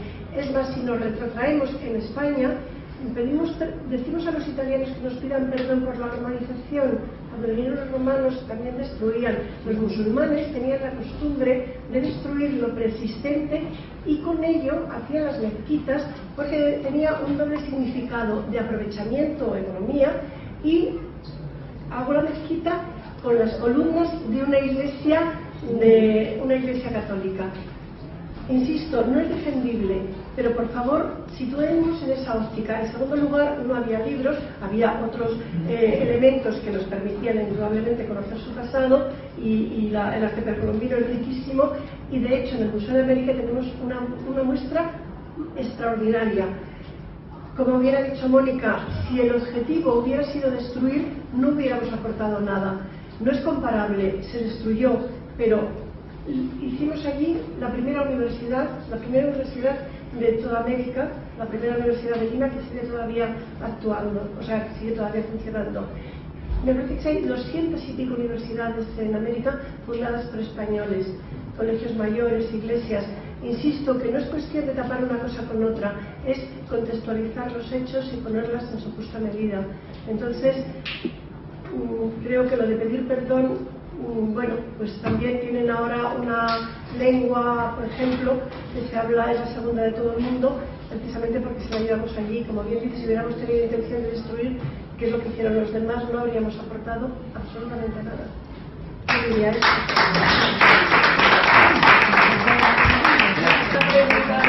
Si quieres, te puedo, con mi afán de sintetizar y de sacar lo importante, las dos únicas ideas que yo trasladaría a tu interlocutor. O sea, dos formas de ver la cosa. No se puede juzgar lo que hicimos hace 500 años con la mentalidad que tenemos hoy. Siempre será distinto. Y dos, lo que sí se puede comparar dos comportamientos contemporáneos. Entonces, compara lo que hizo España allí con lo que ha hecho Inglaterra y Francia en sus colonias. Con esas dos ideas queda, yo creo, que rebatido totalmente la doctrina.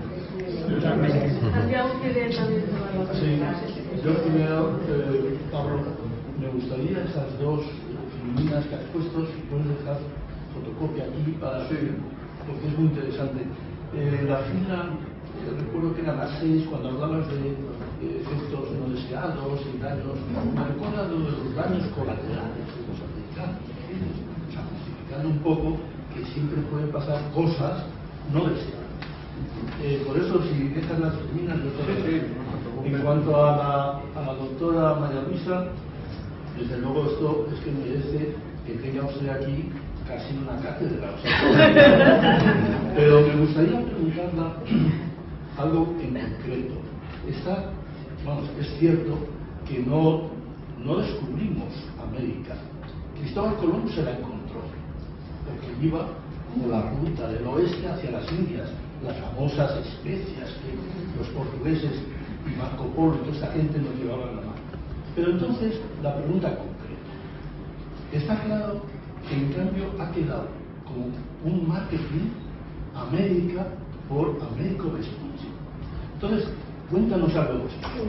Bien, son dos cuestiones diferentes. Efectivamente, antes de los españoles llegaron otros pueblos, concretamente parece que hay indicios que llegaron los vikingos, pero el concepto de descubrimiento no es llegar, volver y contarlo, que no es lo mismo.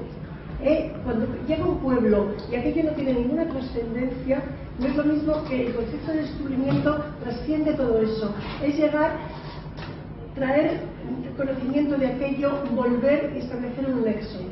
Y efectivamente tampoco nos vamos a poner exquisitos, no debería llamarse Américo, pero bueno, por razones de aquel momento, que es cierto que este verano en los cursos del historial yo pregunté eso mismo a un ponente y dijo, mira, ¿qué más da? Suena bien. Llegó a un punto en que en vez de poner, pues se podía haber llamado, no sé, me voy a inventar el nombre, Colonia no, porque ya tenemos la ciudad alemana, pero bueno, algo referente a Colón, pues sí, efectivamente parece que es un sinsentido. Bueno, pues se estableció ese nombre de manera inexplicable y poco fundamentada. Pero vamos, la primera pregunta me parece que tiene mucha enjundia, porque efectivamente hay que decir que los españoles no fueron los primeros en llegar, obviamente. Si de hecho Colón iba, el origen de todo viene porque se intentaba descubrir una ruta alternativa a la ruta que tenían los portugueses dominada hacia las Indias orientales.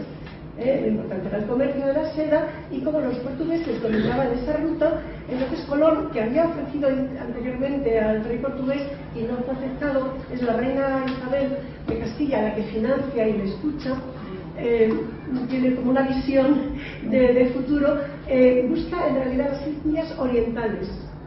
La ruta era buscar las Indias orientales, y se encuentra con que el mundo es mayor de lo que se pensaba y que en medio se va a encontrar con lo que se conocían como las Indias occidentales. Ese fue realmente el motor que impulsó a Cristóbal Colón y lo que presentó a la reina. Lo que le presentó para que convencerla de las finanzas, de que le diera el dinero, es que iba a llegar por otra ruta, tenía el conocimiento o la conciencia de que el mundo era redondo, por las Indias occidentales, y se encuentra por el gran descubrimiento de América. Muy bien. Mónica, la pregunta sería sobre el tema del famoso quinto hacia el reinado de España. Es decir, no llegaba todo el oro ni toda la plata, llegaba un quinto. Y de ahí viene luego famoso la soldadesca de los quintos, etcétera y tal, que es la aportación, digamos, la contribución al rey. Entonces, claro, en aquella época se supone que nos metíamos en todos los ciscos habidos y por haber, Felipe II con Isabel I de Inglaterra, todos los rollos y tal. Entonces resultaría que todo lo que se requiera era poco para querer mantener ese estatus de donde el reino de España no se pone el sol. Entonces, claro, todo es necesidad de dinero, pero si nosotros en alguna forma se aprovecharon allí, quiere decir de España, con griegos, fenicios, cartagineses, romanos, 6 siglos, visigodos, árabes, 8 siglos. ¿Qué nos habrían o qué nos habrán llevado de nosotros? Y seguimos aquí, sonriendo y deseando que gane la selección femenina de fútbol.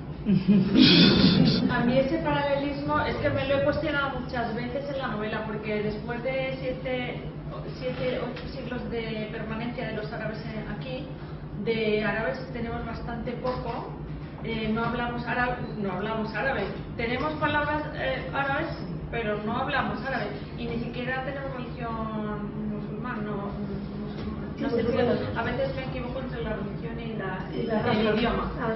Bien.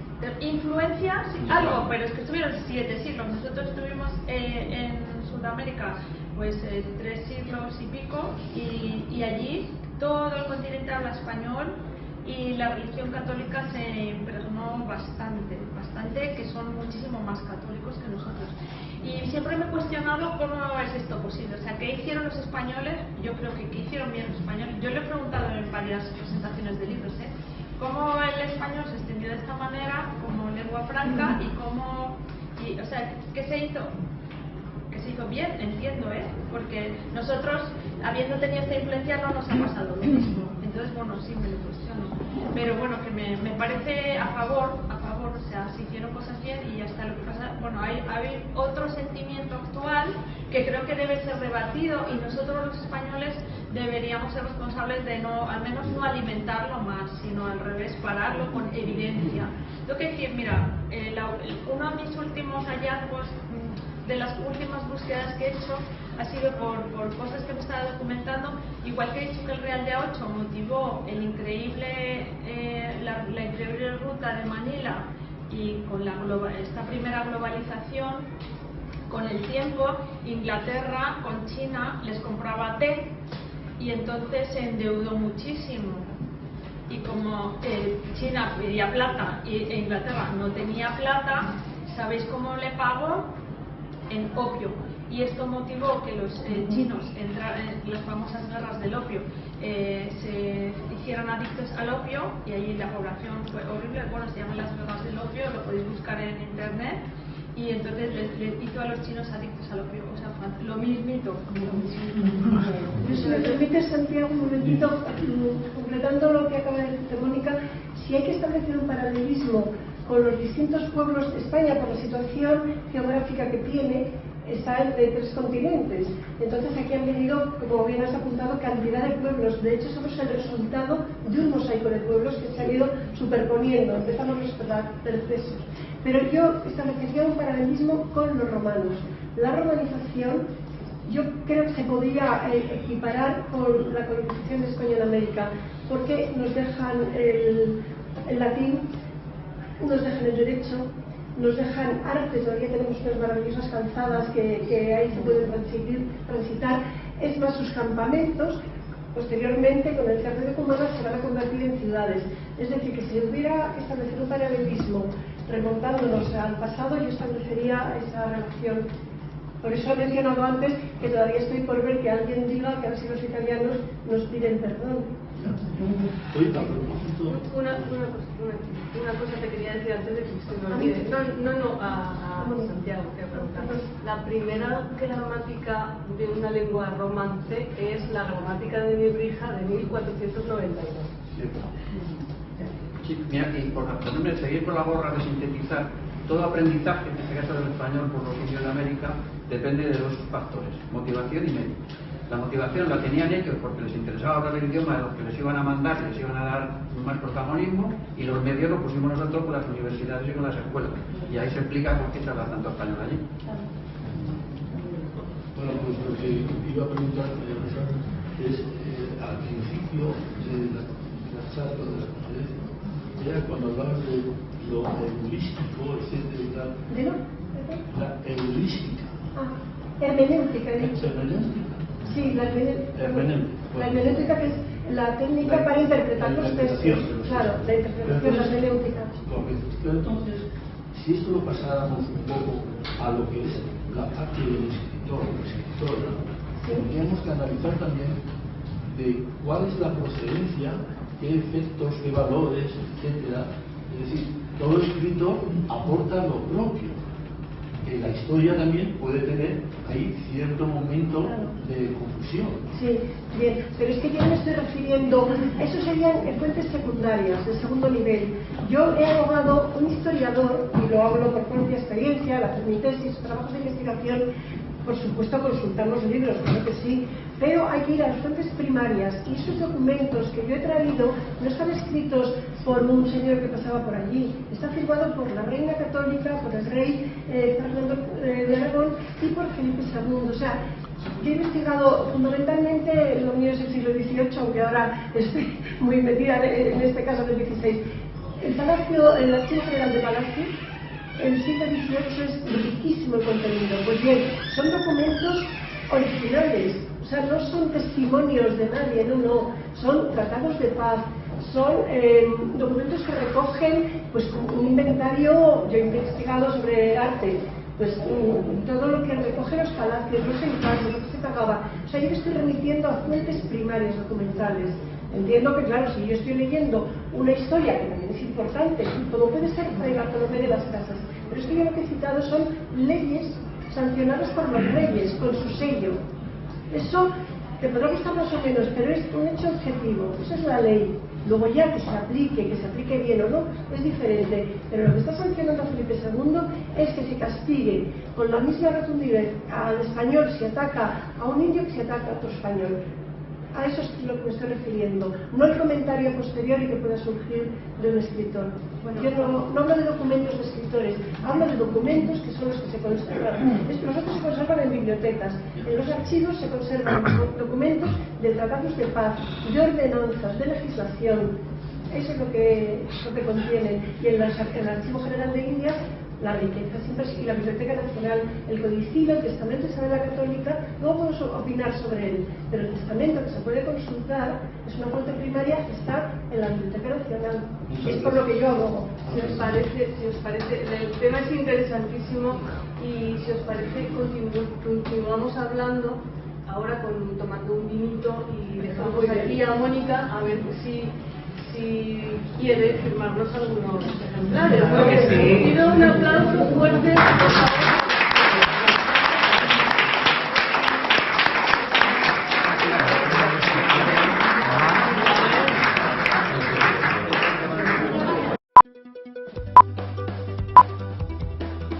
Revista.0 en YouTube. Educación.